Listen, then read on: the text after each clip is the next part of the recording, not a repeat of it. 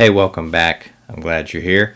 I wanted to take a minute to talk to you about a really cool product that I've been using to edit actually all of my FPV videos for the last several months.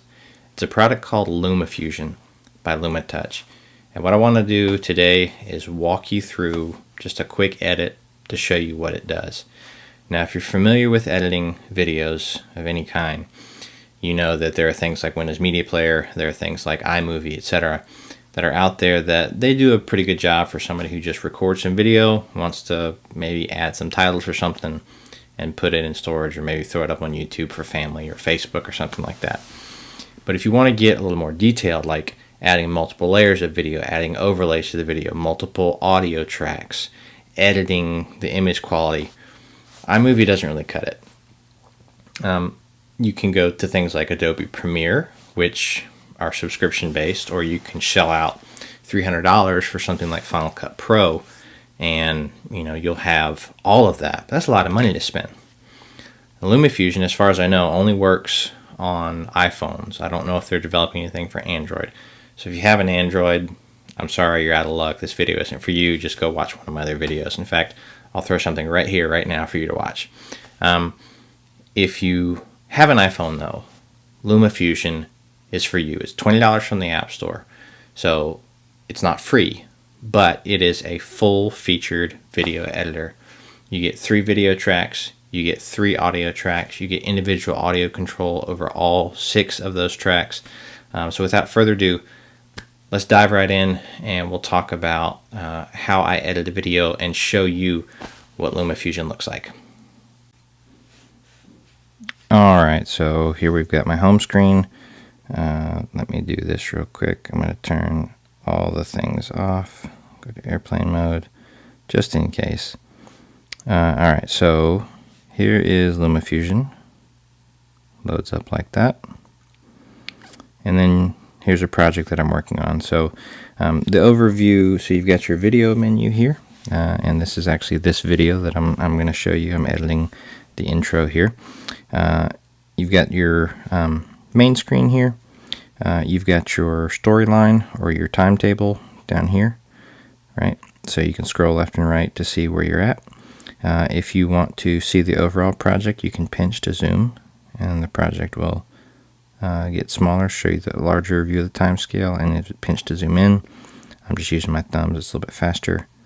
You can use these tapping arrows to jump between the endpoints of the clips. So that's a quick way to navigate around. On the left, you've got your audio. You can change how it wants to input clips, so in between or over top of. And then you've got your trash can.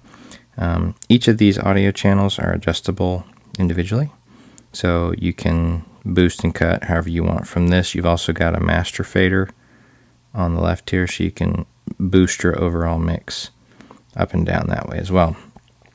You've got 3 dedicated video lines. So there's this clip that's here, that's the main video. I've got my overlay logo in the bottom corner there, and then I can put in a third clip if I want to, and then I've got 3 audio clips. So what I did for this one is I muted the audio from the video because I wanted to use the audio that I recorded separately on my nice mic here in my hobby room, and so then I've got that volume up, and if you zoom in here, what you'll see is I've sync clapped it. So I've done a sync clap, and so the actual video would start here. What I'll probably do is, well, let's just show you this. So I'll trim this one and select the middle one. I'll trim that one. I'll select the middle one. I'll trim that, and I can select this top one again.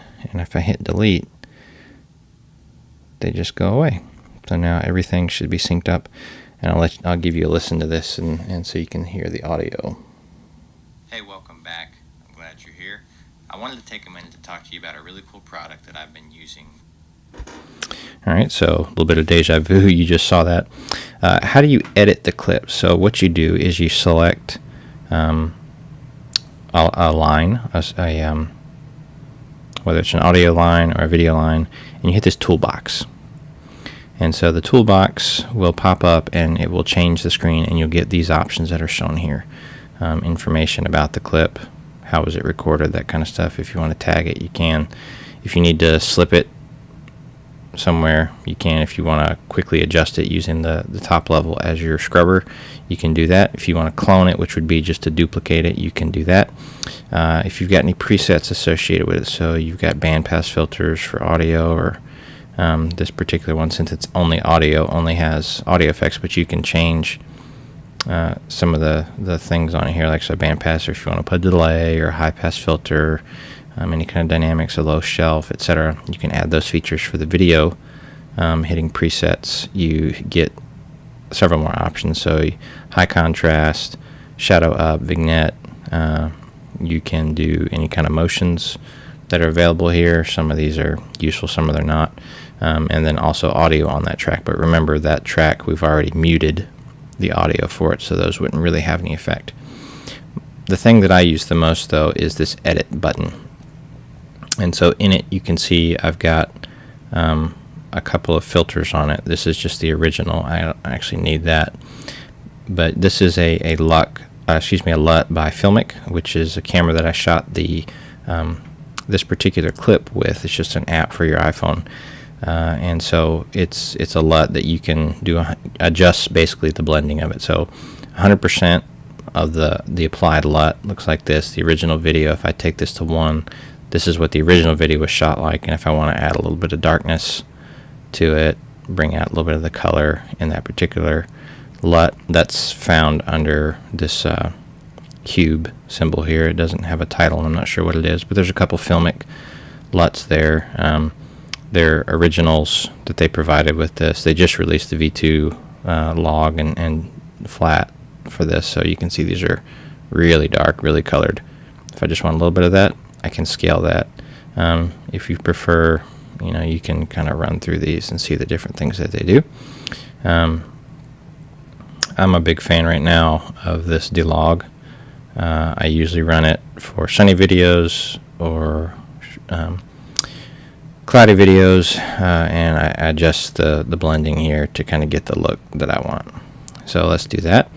And then if I wanted to just do some of your standard, like maybe warm this up a little bit on top of that, give it a little bit of warmth, or if it needs to be more contrasty, and you can adjust and play with all of these things. I'm not a color grader by any means. I tend to stay away from it and just do small brush strokes if you can.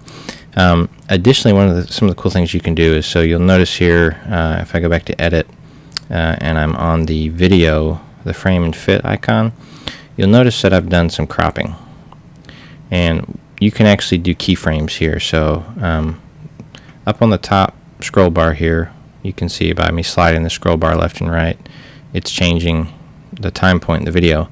I can add a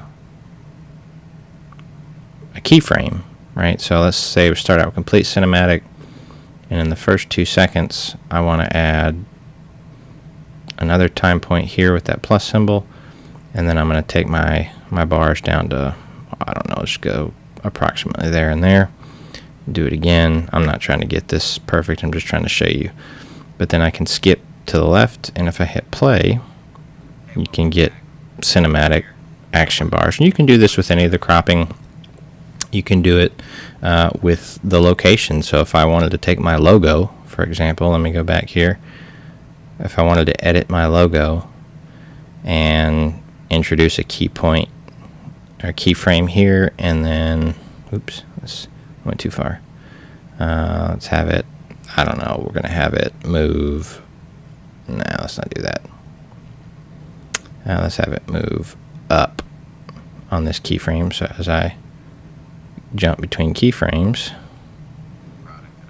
you'll watch it slowly move up. So you can do some things like that if you like, however you want to, because you've got 3 rows to edit the particular icons with. And so what I've done in the past is, if I've needed more than just 3 things, like say for example I wanted to have 2 logos, but I also then needed to go back and film or add a 3rd or 4th clip in, what I would often do is I'd take the main video file here, I'd just put my logos on it, not doing any other editing, and then export that particular file, and that way those logos would be burned in. Then I could start a new project, bring in the new video file that I just exported, and continue on. So it's a little bit tedious in that regard, like an Adobe Premiere or Final Cut Pro. You basically got unlimited lines where you can drop things in. So you may sometimes have to be a little bit creative, but for most of my videos,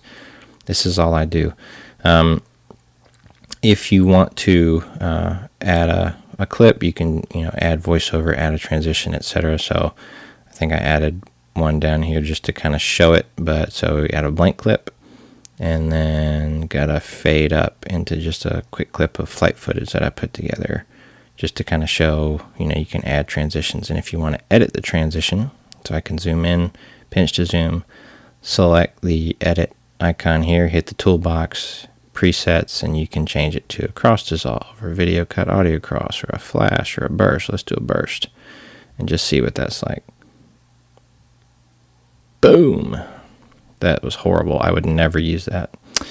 Let's see. When you're done, so let's say you finished editing everything, you're happy with it, you go up here to this icon in the upper right that's got the little box with the arrow pointing to the right. Tap on that. And this is basically how you want to save it. So you can save just the audio, you can archive it, you can just take a snapshot, or what you want to do is edit as a movie. Now, if you've got any of these other things set up, Dropbox, Box, Google Drive, etc., YouTube, you can have it upload to those directly. My advice, just hit Photos and save it in whatever resolution you want. You want to go to 4K, and if you record it in a frame rate of 60, boom, do it. But just be aware that your video actually has to be in those things. So this particular video that I shot on my phone was 4K 30.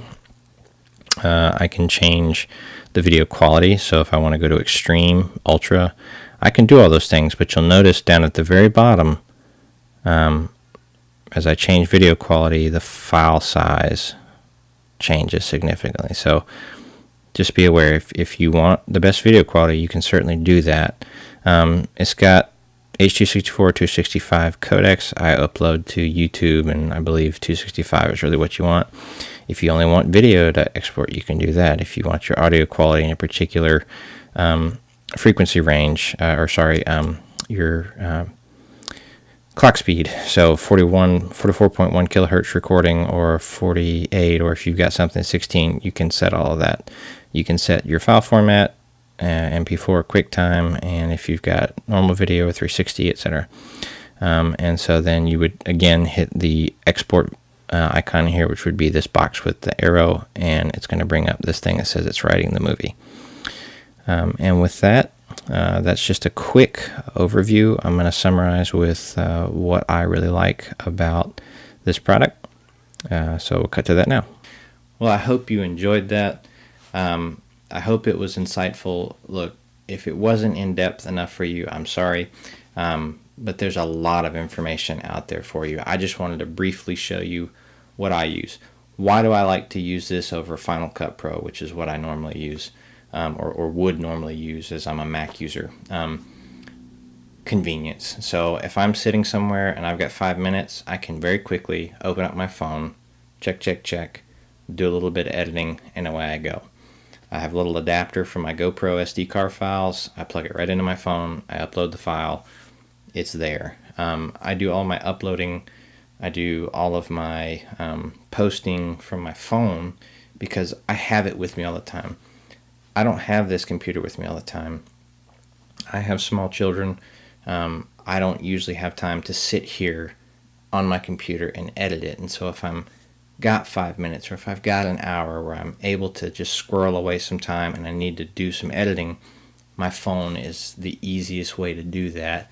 And LumaFusion really helps me to be able to do that. Now, it's $20, so you may not want to spend that money. You may be able to get by with something like DaVinci Resolve, or something that is free but maybe requires a little bit more knowledge, a little bit more effort.